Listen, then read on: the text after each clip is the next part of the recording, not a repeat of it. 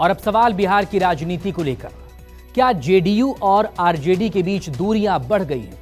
और क्या बिहार में खरमास बाद फिर कोई नया खेला होने वाला है? ये सवाल इसीलिए पूछे जा रहे हैं क्योंकि जमीन पर आरजेडी और जेडीयू के नेताओं की बॉन्डिंग नहीं दिख रही। नीतीश कुमार के साथ अहम मौकों पर तेजस्वी यादव दिखाई नहीं दे रहे, और तो और राबड़ी देवी के जन्मदिन पर नीतीश कुमार उन्हें बधाई देने भी नहीं पहुंचे। कि तेल और पानी का ये मेल है, ये कभी मिल ही नहीं सकता है। दोनों एक दूसरे के स्वभाव को जानते हैं, इसलिए दोनों में कभी एकता हो ही नहीं सकती है। बिहार बीजेपी के प्रवक्ता ने वही बात दोहराई है जो बात पहले बीजेपी के चाणक्य और देश के गृह मंत्री अमित शाह भी कह चुके हैं। लेकिन इसकी नौबत आई क्यों? क्या सचमुच आरजेडी और जेडीयू के बीच दूरियां बढ़ने लगी या फिर ये सब विरोधियों का प्रोपेगेंडा है? दरअसल नए साल और बिहार की पूर्व मुख्यमंत्री का जन्मदिन साथ साथ आता है, लेकिन इस बार 1 जनवरी को नीतीश कुमार पटना में रहते हुए भी राबड़ी देवी को जन्मदिन की बधाई देने नहीं पहुंचे। यही नहीं, तेजस्वी यादव या उनके परिवार का कोई सदस्य भी नीतीश कुमार के घर नए साल की बधाई देने नहीं पहुंचा और बीजेपी को कहानी बुनने का मौका मिल गया। जिस तरह से लालू प्रसाद जी ठग कर आदरणीय नीतीश कुमार जी को प्रधानमंत्री बनने का सपना दिखाकर कि प्रधानमंत्री का चेहरा आपको बनाया जाएगा, इस लालच में कि वो जब प्रधानमंत्री के चेहरे हो जाएंगे तो इनके पुत्र मुख्यमंत्री के दावेदार हो जाएंगे, इस लालच को देकर लालू प्रसाद जी ने इस गठबंधन को तोड़वाया था और उनके साथी थे निवर्तमान राष्ट्रीय अध्यक्ष ललन सिंह। लेकिन वो सपना अब पूरा होता नहीं दिख रहा है। कांग्रेस जो है वो अपनी चाल चल चुकी है, जो उनका परिवारवाद का चाल है वो उन लोगों ने चल दिया है। और इसके अलावे जो इंडी गठबंधन के नाम से जो गठबंधन बना है इनका, उनके आप देखिए जितने भी प्रमुख नेता हैं सभी अपनी अपनी राग अलाप रहे हैं। तो ऐसी परिस्थिति में जो सपना लालू जी ने दिखाया था और उसको दिखाकर ठगा था, वो अब सही होता प्रतीत नहीं हो रहा है। इसलिए मुख्यमंत्री जी अपना पैर खींच रहे हैं। देखिए, बिहार की जनता ने नीतीश कुमार को केवल इसलिए कुर्सी दिया था बिहार का कि उन्होंने जंगल राज के खिलाफ पुरजोर ढंग से अपनी बात रखी थी।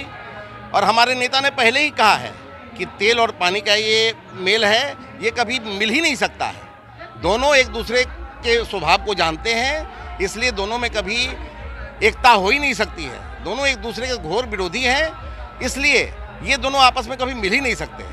और वो दिख रहा है।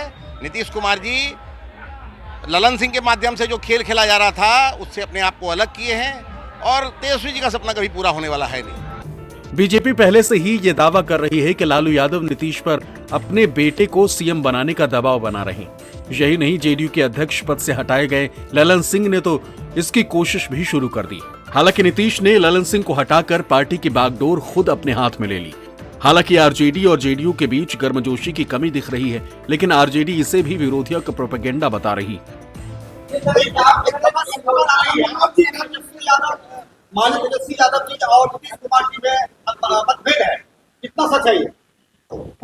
ये उतना ही सच है जितना अगर आज हम मुझसे कहते कि मनोज जी आज सूरज पश्चिम हुआ है।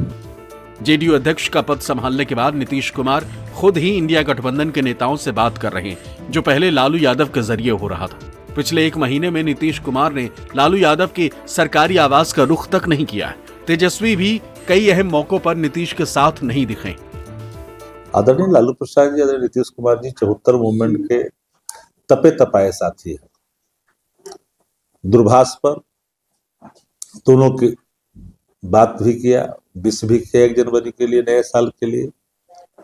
इसलिए इसको भाजपा जिस नजरिए से देख रही है, पहले अपने नजरिए को तो स्पष्ट करे।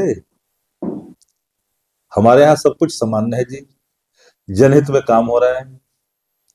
हर कामों पर गंभीरता से मंथन के बाद जनहित में निर्णय लिए जा रहे हैं। भाजपा एक ऐसी पार्टी है जो सिर्फ और सिर्फ उन्माद की राजनीति करती है। आरजेडी अनबन की खबरों को बीजेपी नेताओं के दिमाग की उपज बता रही है, तो जेडीयू ने चुप्पी की चादर ओढ़ ली। समझना मुश्किल है कि आखिर इन दोनों पार्टियों के बीच चल क्या रहा है। राजनीति में जो होता है वह दिखता नहीं है और जो दिखता है वह होता नहीं है। खबर पक्की है कि बिहार में महागठबंधन की सरकार में सब कुछ ठीक ठाक नहीं चल रहा है और यह भी तय माना जा रहा है कि बिहार की राजनीति में आने वाले समय में कुछ बड़ा होने वाला है। कैमरामैन सनी के साथ सौरभ कुमार पटना, न्यूज़ 24।